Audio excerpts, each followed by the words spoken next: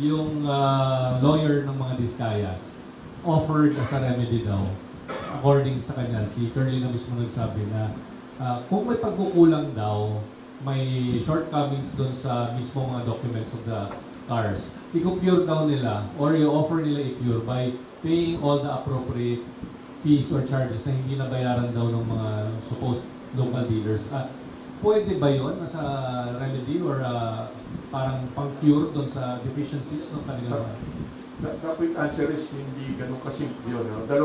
Dalawa kasing aspeto ng pinag-usapan natin. Maaaring mali o problema dito sa mga sasakyan na ito. Unang-una, tama ba yung mga pinagbayaran?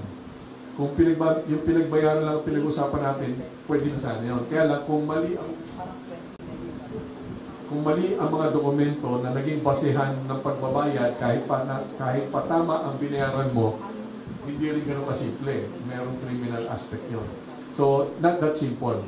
Although we appreciate the willingness to cure or to pay what is due to the government, natutuwa naman tayo dyan. Subalit, titingnan natin yung mga dokumento, isasabay natin yung investigasyon. Tama ba binayaran at tama ba ang dokumento? Dalawa yung kailangan nating masagot para ma-resolve itong mga issues dito sa mga sasakyan.